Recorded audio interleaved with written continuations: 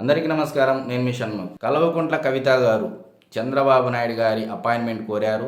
మరి అదేవిధంగా కల్వకుంట్ల తారక రామారావు గారు అలియాస్ కేటీఆర్ గారు ఒకవైపు లోకేష్ గారు అపాయింట్మెంట్ కోరుతా ఉన్నారు. ఇది తెలంగాణ రాష్ట్రంలో ప్రధానంగా చర్చ నడుస్తున్నటువంటి పరిస్థితి.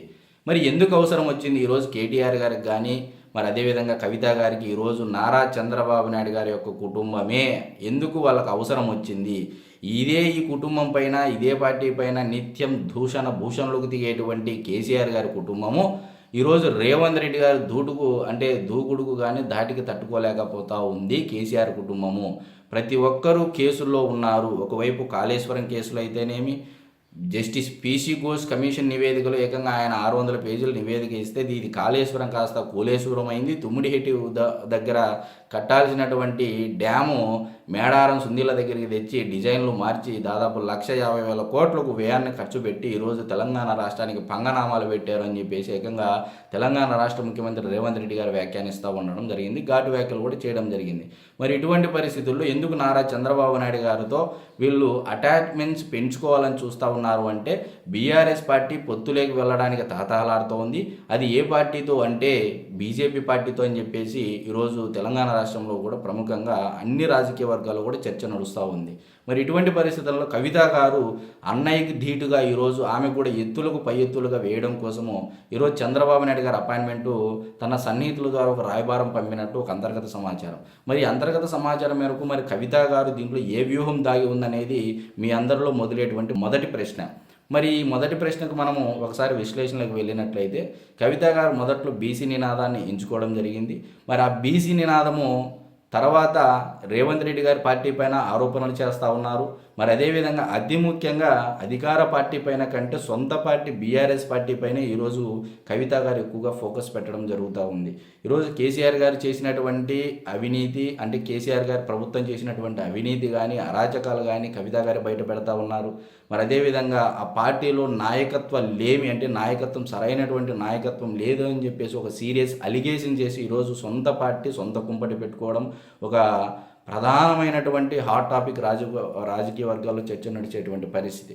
మరి ఇటువంటి పరిస్థితుల్లో ఈరోజు కవిత గారు ఎందుకు చంద్రబాబు నాయుడు గారితో కలిశారు అంటే, గతంలో తెలుగుదేశం పార్టీ తెలంగాణలో రద్దు చేసినటువంటి పటేల్ పట్వారీ వ్యవస్థ కానీ, కరణము మునుసబు వ్యవస్థలు కానీ, మరి ఎన్నో సంస్కరణలకు బీసీలకు, బడుగు బలహీన వర్గాలకు తెలంగాణ రాష్ట్రంలో అసలు అధికారం అనేది ఎలా ఉంటుందని రుచి చూపించిండేదే తెలుగుదేశం పార్టీ అనేది. ఈ రోజుకి తెలుగుదేశం పార్టీ బలము ఎంత ఉందనేది తెలంగాణ రాష్ట్రంలో ఒకసారి మనం గమనించినట్లయితే, రీసెంట్గా సర్పంచ్ ఎన్నికల నోటిఫికేషన్ రిలీజ్ అయిన తర్వాత ఉమ్మడి ఖమ్మం జిల్లాలో 20 సర్పంచ్ స్థానాలు ఏకగ్రీవం అయ్యాయి అంటే ఇమాజిన్. అంటే ఒకసారి నాయకత్వం ఫోకస్ లేకపోతేనే అక్కడ ఉన్నటువంటి కార్యకర్తలు అభిమానంతోనే 20 సర్పంచ్ స్థానాలు ఏకగ్రీవం అయ్యాయి అంటే, ఒకసారి కానీ తెలంగాణ తెలుగుదేశం పార్టీ అధినాయకత్వం తెలంగాణ పైన ఫోకస్ పెడితే ఈరోజు బీజేపీ, బీఆర్ఎస్, తెలంగాణ జాగృతి పార్టీలకు ఉనికి లేదు అనేది గమనించినందువల్లే అతి ముఖ్యంగా కవిత గారు బీసీ నినాదాన్ని మొదటగా ఎంచుకొని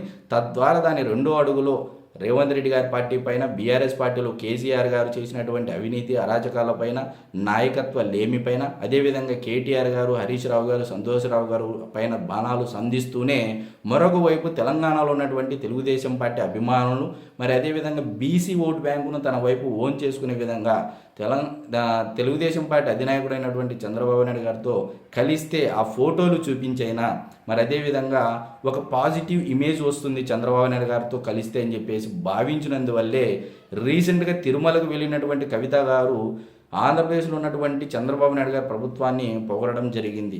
ఇక్కడ ఏర్పాట్లు కానీ, ఇక్కడ రాష్ట్రం డెవలప్ అయ్యే విధానం కానీ చాలా ఆనందంగా ఉంది, చంద్రబాబు నాయుడు గారి విజనరీ లీడర్షిప్ అని చెప్పేసి చెప్పడం జరిగింది. మరొక వైపు దీనికి ఇంకో కోణంలో కాయిన్కి అందరి సైడ్ మనం చూసుకున్నట్లయితే, ఈరోజు తెలంగాణలో కేసీఆర్ గారు, అంటే కవిత గారి యొక్క తండ్రి ఏమో చంద్రబాబు నాయుడు గారిని నిత్యం భూషణులకు దిగుతూ ఉంటారు. మరి ఎలక్షన్లకు ముందు చంద్రబాబు నాయుడు గారిని పొగడడం, ఎలక్షన్లు అయిపోయిన తర్వాత చంద్రబాబు నాయుడు గారు తిట్టడం అనేది వారి యొక్క కొడుకు, అంటే కవిత గారి యొక్క అన్న అయినటువంటి కేటీఆర్ గారికి ఇది ఒక పరిపాటిగా మారిపోయింది.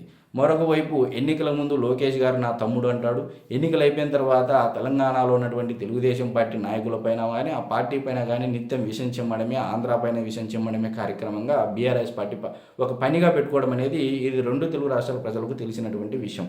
మరి ఇటువంటి పరిస్థితుల్లో కవిత గారు మరి బీఆర్ఎస్ పార్టీకి ఎత్తులకు పై ఎత్తుగా వేస్తూ బీఆర్ఎస్ పార్టీలో ఎవరైనా అసంతృప్తులు ఉంటే నా పార్టీలోకి వచ్చేసేయండి, ఈరోజు నా వెంట నడవండి, తెలంగాణలో రేవంత్ రెడ్డి గారి పార్టీకి ధీటుగా సమాధానం ఇచ్చేది కవిత అయినటువంటి నేనే మాత్రమే. అక్కడ రామన్నకు సరైన నాయకత్వం లేదు, హరీష్ రావుకు సరైన నాయకత్వం లేదని చెప్పేసి ఆమె ఘోరమైనటువంటి వ్యాఖ్యలు చేయడం జరిగింది, దారుణమైనటువంటి వ్యాఖ్యలు చేయడం జరిగిందని చెప్పేసి బీఆర్ఎస్ పార్టీ శ్రేణుల్లోనే ఒక చర్చ నడుస్తూ ఉంది. మరి ఈ వ్యాక్యూమ్ కవిత గారు భర్తీ చేస్తారా లేదా అనేది, మరి చంద్రబాబు నాయుడు గారు అపాయింట్మెంట్ ఇస్తారా లేదా అనేది మనం వేచి చూడాలి. మరి ఎట్టకేలకు కవిత గారు అయితే పొలిటికల్ పార్టీ పెట్టడం జరిగింది.